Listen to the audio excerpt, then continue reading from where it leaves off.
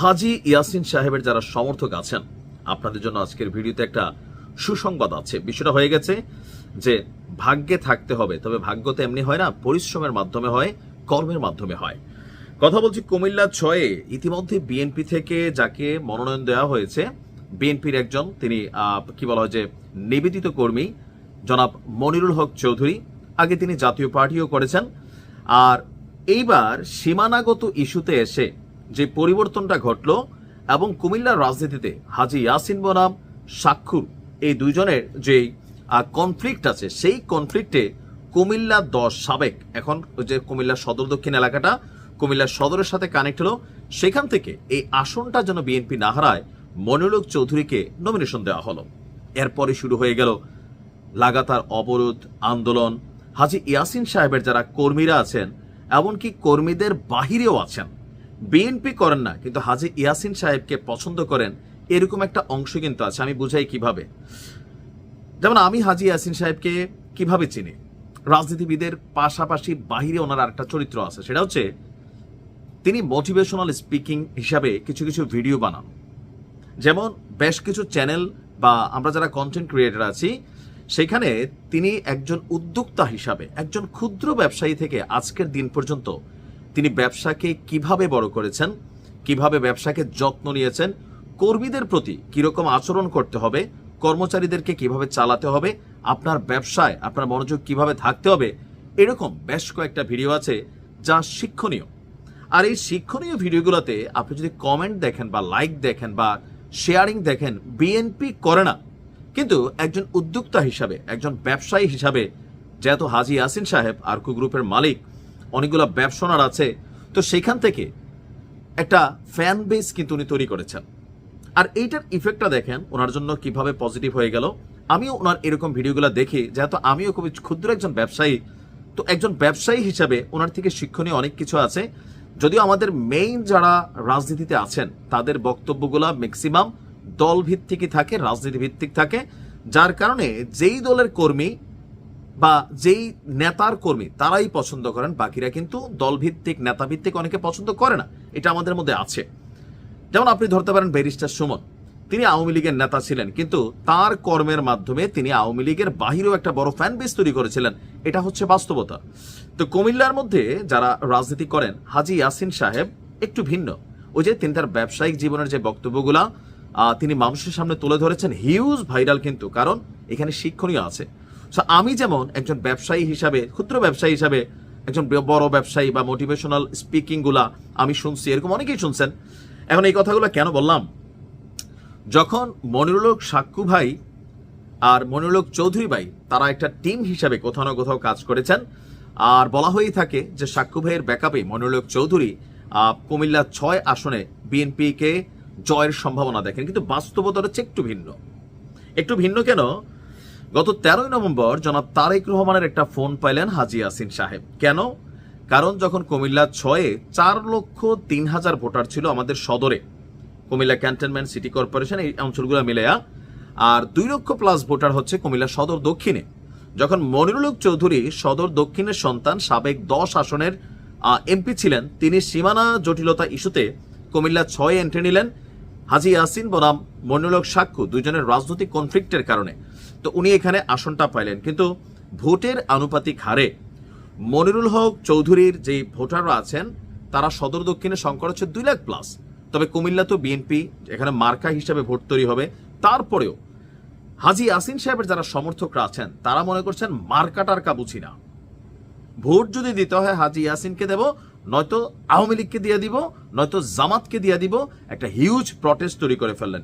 এমনকি সারা বাংলাদেশে সমর্থকরা পাগলামি করছে নেতার জন্য। এরকম র্যাঙ্কিং আপনি দেখলে কুমিল্লার আসনটা 2 নম্বরে আছে, 1 নম্বরে ছিল চট্টগ্রামের, এর বাহিরেও কিছু জায়গায় হয়েছে। বাট লাগাতার অবরোধ, আন্দোলন, নামাজ, রোজা, তারপর হচ্ছে মুনাজাত, মিলাদ, মানে অনেক কিছুই ইয়াসিন সাহেবের ভক্তরা তারা করতেই থাকলেন।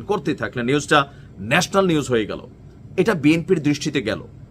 বিএনপিও এর পরপরই ঘোষণা দিল কি, যে বাংলাদেশে তারা যে প্রাথমিক 237 জনকে মনোনয়ন দিছে, এটা প্রাথমিক, এটা পরিবর্তনশীল। আর সেই পরিবর্তনশীলের মধ্যে সম্ভবত 1টা বা 2টা আসন অলরেডি পরিবর্তন হয়ে গেছে। সেখান থেকে যখন হাজী ইয়াসিন সাহেবের সমর্থকরা তারা মনে করলেন যে প্রয়োজনে বিএনপি করব না, ইয়াসিন সাহেবকে স্বতন্ত্র নির্বাচন করতে হবে। কুমিল্লাতে যদি ভোট দেয় বিএনপি রে, তাহলে আমরা ইয়াসিনরে দেব, আর ইয়াসিন সাহেব যদি না থাকে তাহলে বিএনপি রে ভোট দেবেন। এরকম পাগলা সমর্থক কিন্তু আছে ওনার, হিউজ। আর ওই যে বললাম, এর বাহিরে যারা ফ্যান বেস ওনার আছে তারাও কিন্তু ফেসবুকে দলমতের বাহিরে গিয়া এই কথাগুলো লিখছে। এমনকি কুমিল্লা সদরে ভোটারের সংখ্যা হচ্ছে 4 লক্ষ প্লাস, সদর দক্ষিণ হচ্ছে 2 লক্ষ প্লাস। তো কেউ কেউ মনে করছেন যে ওই এলাকার মানুষ যদি ভোটও না দেয়, হাজী ইয়াসিন সাহেব যদি তিনি নিজে স্বতন্ত্র নির্বাচন করেন, তাহলে ওনার যে জনপ্রিয়তা আছে এই জনপ্রিয়তাতে আপনার উনি পাশ করে যাবেন। কারণ ওনার ফ্যান বেজের মধ্যে একটা হিউজ পরিমাণ মানুষ কানেক্টেড। এখন তারেক রহমান যখন ফোন দিলেন, এই ফোনটার পরে হঠাৎ করে হাজী ইয়াসিন সাহেব তার সমর্থকদেরকে মাঠ থেকে সরে যেতে বললেন, রাজপথে দখল আর করতে না বললেন। বাকি যে কর্মকাণ্ডগুলো ছিল টানা লাগাতার 11-12 দিন, সেটা হঠাৎ করে বন্ধ করলো। এখন কেন?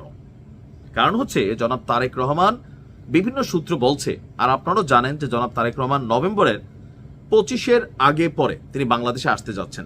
আর বাংলাদেশে এসে ইয়াসিন সাহেবের সাথে ফোনালাপে কি হয়েছে সেটা আমরা জানি না, তবে এতটুকু বুঝতে পারছি একটা গ্রিন সিগন্যাল ছিল, পুনর্মূল্যায়নের একটা কথা হয়েছে। তো যেসব আসলগুলোতে হয়তো পুনর্মূল্যায়নের ইস্যু আসতেছে, সেই ক্ষেত্রে হাজী ইয়াসিন সাহেবের আসনটা অন্যতম। কেন? কুমিল্লা 6 যে জনাব তারেক রহমান সরাসরি ফোন দিয়া তিনি তাকে আশ্বস্ত করেছেন। এখন কি আশ্বস্ত করেছেন? কিছু একটা তো বলছেন। এখন সে আশ্বস্ততা কি? বা ইতিমধ্যে বিএনপির পক্ষ থেকে বলা হয়েছে বেশ কিছু জায়গায় যাদেরকে মনোনয়ন দেওয়া হয়েছে বিভিন্ন কারণে সেই মনোনয়ন কিন্তু অনেকে প্রত্যাহার করা হচ্ছে, তবে 2 জনকে সেটেলমেন্ট বা দলের বৃহত্তর স্বার্থে এই কাজটা করা হচ্ছে। যদিও এখন পর্যন্ত হাজী ইয়াসিন সাহেব তিনি স্পষ্ট কোনো বক্তব্য দেন নাই যে তিনি দল যদি তাকে মনোনয়ন নাই দেয়, তার কর্মীরা যেমন দাবি করছে। আমি অনেকের সাথে পরিচিত, ইয়াসিন সাহেবের, সাক্কু ভাইয়ের, মনিরুল চৌধুরীর কথা হয় আমার সাথে অনেকের, যে না ভাই ইয়াসিন ভাই দাঁড়াইলেই পাশ করবো, উনি স্বতন্ত্র করতে হবে। উনি কিন্তু এখনো ঘোষণা দেন নাই উনি কি করবেন।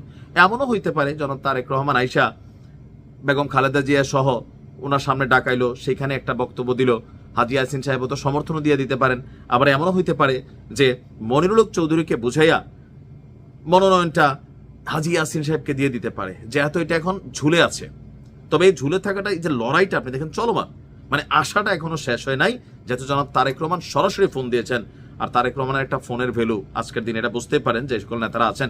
তো সেখান থেকে পারসেপশনটা এরকম তৈরি হচ্ছে যে তারেক রহমান দেশে আসার পরে এবং দল পুনর্মূল্যায়ন করার জন্য বিভিন্ন মাঠ পর্যায়ে তাদের যে জরিপ বা এই যে আন্দোলনগুলো টেলিভিশনে ফুটেজ আসছে, এটা তারেক রহমানের কাছে অবজারভেশন হয়েছে বা বিএনপির কেন্দ্রীয় কমিটির কাছে গিয়েছে, সেখান থেকে আবারও মূল্যায়ন করা হতে পারে হাজী ইয়াসিন সাহেবকে।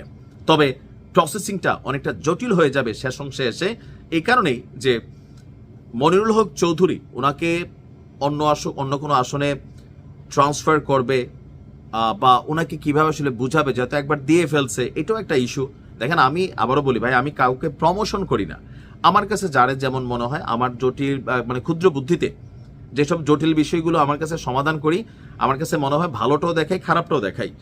ইয়াসিন সাহেবের সমর্থকদের জন্য ভালো সংবাদ হচ্ছে তারেক রহমানের ফোন এবং কি একটা আশা। তবে এই কাজটার শেষ অংশে একটা অংশ আছে, এই অংশটা হচ্ছে এরকম যে মনিরুল হক চৌধুরীর যারা সমর্থকরা আছেন তারা আবার বিদ্রোহ করবেন। একবার মনোনয়ন দিছে, সেটা টেকনিক্যালি নিয়ে নিছে, তো নিয়ে নিলেও যদি মনিরুল হক চৌধুরী সুন্দরভাবে জনাব তারেক রহমান একটা মিটিং তো করবেন, সেই মিটিংয়ে দিয়ে দেয়, তাহলে প্রতিবাদ হবে না, কারণ তিনি তার নেতাদেরকে বা কর্মীদেরকে আশ্বস্ত করবেন। আর যদি ধরেন তিনি আবার একটু বেকা বসেন, তখন আবার এটা যাইতে পারে অন্যদিকে। আর এই যাই ঘটুক, মনিরুল হক সাক্কু বিগ্রাগ, মনিরুল হক চৌধুরী বিগ্রাগ, কারণ তারা 2জন আবার একটা টিম। এদিক দিয়ে আবার যদি হাজী ইয়াসিন সাহেব বিগ্রে দাঁড়াই যায়, টোটাল ঘটনায় এখানে যেই গ্রুপটা লাভবান হবে সেটা হচ্ছে জামাত ইসলাম। সো বুঝতেই পারছেন, বিএনপির কাছে জরুরি হচ্ছে একটা সিট বিএনপির পক্ষে আসা। আবার এই সিট কি হাজী ইয়াসিন সাহেব এনে দিবে নাকি মনিরুল হক চৌধুরী সাহেব এনে দিবে, হয়তো এটা ফ্যাক্ট না, কিন্তু তাদের 2জনের জন্য এটা ফ্যাক্ট। প্রত্যেকেই ভালো নেতা, বড় নেতা, দলের জন্য নিবেদিত কর্মী, যার যার জায়গায় প্রত্যেকেই রেসপেক্টফুল পারসন। কিন্তু কুমিল্লা সদরে এর আগ পর্যন্ত, এই ঘোষণার আগ পর্যন্ত আমরা জনসমর্থন যদি দেখে থাকি, এটা ছিল হাজী ইয়াসিন সাহেবের। এখন ভোটারের অনুপাতে সদর দক্ষিণের ভোট কুমিল্লা সদরের তুলনায় অর্ধেকের চেয়েও কম বা কাছাকাছি লেভেলে আছে। তো সেই হিসেবে অনেকেই মনে করেন যে ইয়াসিন সাহেব দাঁড়ালে পাশ করবেন, কারণ ওনাকে শুধু বিএনপি ভোট দিবে না, এর বাহিরেও তিনি ভোট পাবেন ওই যে ব্যবসায়ী হিসাবে, উদ্যোক্তা হিসাবে, মোটিভেশনাল স্পিকার হিসাবে। আবার কেউ কেউ মনে করছেন যে না, এখানে সাক্কু ভাই একটা fact king maker, Monirul Haque চৌধুরীর পেছনের ব্যাকআপ, সুতরাং যদি ইয়াসিন সাহেবকে দেওয়া হয় সাক্কু ভাই হয়তো আবার স্বতন্ত্র থেকে দাঁড়ায় যেতে পারে। এই যে খেলাটা, এটা অতীত ছিল আওয়ামী লীগের মধ্যে, বাহার গ্রুপ বনাম আফজাল খান গ্রুপ। আর এই খেলাতে তৎকালীন সময় বিএনপির যিনি নেতা ছিলেন সাবেক নৌমন্ত্রী মরহুম আকবর হোসেন, কুমিল্লার মানুষ একবার হোসেন বলতেন, কারণ এই দুই আওয়ামী লীগের নেতার ঝগড়ার কারণে উনি এখান থেকে ফাঁকি দিয়ে পাশ করে ফেলতেন। তো সব মিলিয়ে দেখেন আসলে কিন্তু জটিল পরিস্থিতি। এখন বিএনপি তো তারেক রহমান তো সবার মন রাখতে পারবে না, থাকে না, কারো মন ভাঙবে, কারো মন গড়বে, আপনি কিছু পাইলেন আরেকজন কিছু হারাবেন, কারো পৌষ মাস হবে, কারো সর্বনাশ হবে। তবে দিন শেষে ইয়াসিন সাহেবের ভক্তদের জন্য এখনো লাস্ট একটা চান্স বাকি। তবে ইয়াসিন সাহেবের সার্বিক বক্তব্যগুলো আমি বিভিন্ন জায়গা থেকে শুনি বা দেখি, তিনি এখনো ওইরকম কোনো মন্তব্য করেন নাই যে তিনি স্বতন্ত্র নির্বাচন করবেন। ওনার কর্মীরা বলছেন বিভিন্ন জায়গায় যে বিএনপি ছেড়ে দিবে, জামাতে চলে যাবে, আওয়ামী লীগে চলে যাবে, প্রয়োজনে শেখ হাসিনাকে ফিরাই আনবে, যেভাবে দেশ থেকে বের করছে।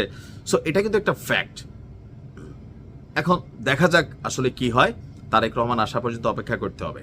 আর সবচেয়ে বড় কথা কি, অ্যাজ এ মুসলিম হিসেবে আমি বিশ্বাস করি আপনার তকদিরে থাকতে হবে, নসিবে থাকতে হবে। ক্ষমতা আল্লাহর তরফ থেকে আসে, যার কাছে আসুক, ভালো খারাপ মানুষ আল্লাহর তরফ থেকে আসে। আপনার রিজিকে থাকতে হবে। যদি রিজিকে না থাকে, ওই যে একটা কথা আছে আমাদের কুমিল্লার মধ্যেও, আল্লাহ দিল দুইতে গেল, এরকমও হয়ে যায়। আর যদি থাকে নসিবে, আপনি আপনি আসিবে। ইয়াসিন ভাইয়ের জন্য এটা হবে, যদি থাকে নসিবে আপনি আপনি আসিবে। আর মনিরুল হক চৌধুরী ভাইয়ের জন্য হবে যদি কোনো বদলায় যায় আর কি, যে আল্লাহ দিল ধুইতে গেল। এখন বাকিটা হচ্ছে সময় বলে দিবে, অপেক্ষা করুন। আসসালামু আলাইকুম।